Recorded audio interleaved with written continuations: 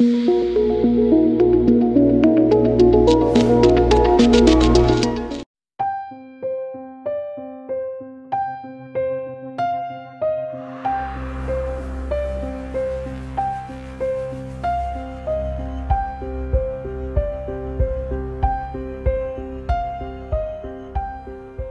Youmni, après-demain, il y aura la visite attendue et longtemps annoncée du président français Emmanuel Macron.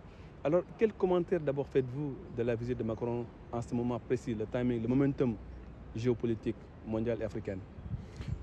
Écoutez, moi je suis très content, voilà, je suis ravi de cette visite et que les relations d'exception entre l'État marocain et l'État français se renouent au plus haut niveau.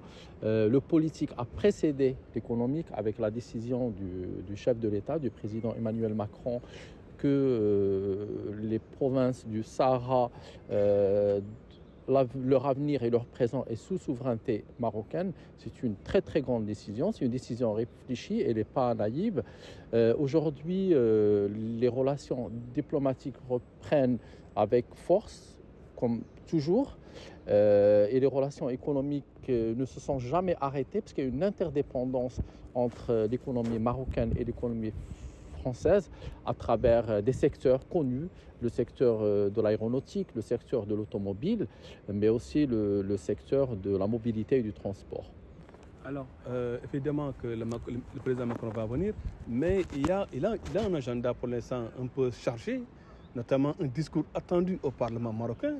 Alors, qu'est-ce que cela vous inspire comme agenda et comme symbolique de tout ce que le président et sa délégation feront au Maroc? Je pense que s'adresser au Parlement marocain, peut-être avec ces deux chambres, ça va être un signal très fort d'amitié entre les deux pays. Il y aura un message politique, c'est une certitude, mais aussi il y aura un message de construction d'une nouvelle ère, d'abord avec le Maroc sur le co-développement, donc ce n'est pas la colocalisation. Vous voyez, on était dans la délocalisation dans les années 2000. Là, après, on est passé à la colocalisation avec le président Hollande. Et puis là, on est dans le co-développement. Je pense qu'il y a une reconnaissance aussi par la France, mais aussi par toute l'Union européenne, que le Maroc est un hub entre l'Europe et l'Afrique. Et je pense que cette stratégie du Maroc de la prospérité partagée, aujourd'hui, elle est admise par la plupart des pays européens pour construire et pour niveler aussi la transformation économique et industrielle du continent, en commençant par le Maroc, dans ce pari gagnant-gagnant entre les deux continents. Alors, on sait que la France est un puissant pays en Europe. Alors, on sait qu'aussi l'Espagne, comme le Royaume-Uni sont intéressés par des enjeux économiques qui sont au Sahara, est-ce que la France, après quelques temps de retrait sur des questions économiques, les marchés, je veux dire, est-ce qu'avec cette visite, on peut s'attendre à un renouvellement, à une dynamique de renforcement économique entre ces deux pays, notamment dans le secteur de l'hydrogène vert? L'Espagne, la France et le Maroc sont complémentaires. Si vous voulez, la France est sur les secteurs de la mobilité, sur le secteur de l'énergie, sur le secteur de l'hydrogène vert, peut-être sur le secteur de nucléaire civil. Et l'Espagne, elle est sur d'autres secteurs, sur le dessalement d'eau de mer, sur les secteurs immobiliers touristiques, mais aussi sur d'autres partenariats dans l'agroalimentaire. Je pense que les trois pays sont complémentaires et je pense que vous avez tout à fait raison d'avoir posé cette question. Le stock d'investissement direct étranger de la France approche les 9 milliards d'euros. Celui de l'Espagne est à 5,6, donc on voit qu'il y a une différence parce qu'on est sur du lourd sur le plan industriel. Est-ce que la France a l'œil sur les provinces du Sud et sur le Sahara marocain?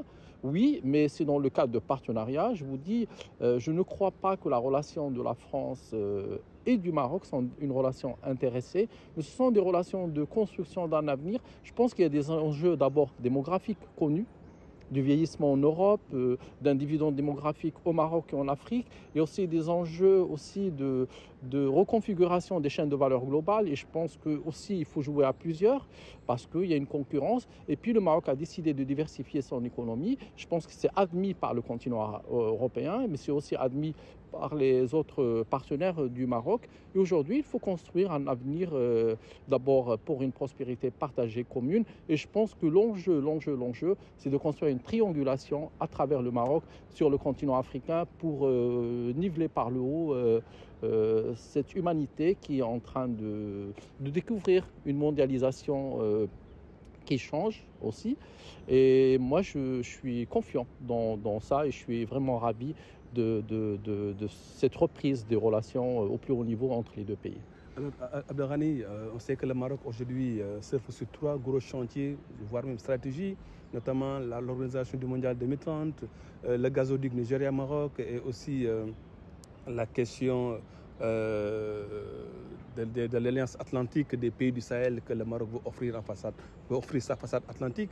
Alors, ces 3 stratégies en jeu, quel rôle la France peut-il jouer en fait, pour accompagner le Maroc dans cette dynamique? Écoutez, c'est une excellente question, elle est judicieuse. C'est une question d'avenir. Si vous voulez, le Maroc est en chantier permanent depuis 20 ans. Il a été en chantier permanent d'abord pour les réformes institutionnelles, financières, économiques, sociales. C'est un pays qui a choisi de devenir un État social, mais c'est un pays aussi qui a choisi de se moderniser, de se développer, de devenir un pays émergent.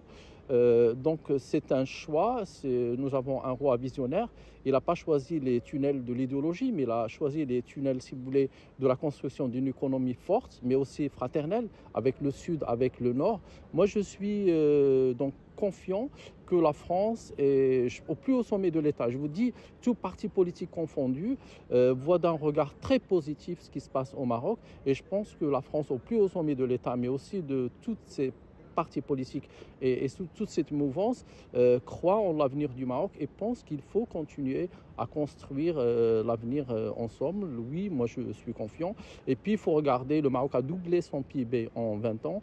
Il veut le quadrupler sur les 15 années prochaines, en 2035, avec le nouveau modèle de développement.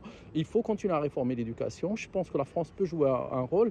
Il faut continuer à construire des infrastructures. Je pense que la France peut jouer un rôle, surtout pour la Coupe du Monde en tripartie avec 2 pays européens et le Maroc. Mais je pense aussi que la France doit jouer aussi un rôle d'abord sur la rive sud de la Méditerranée et pour le continent africain. Il faut construire ce hub. Je pense qu'il y a plus de choses qui nous unissent que de choses qui nous séparent.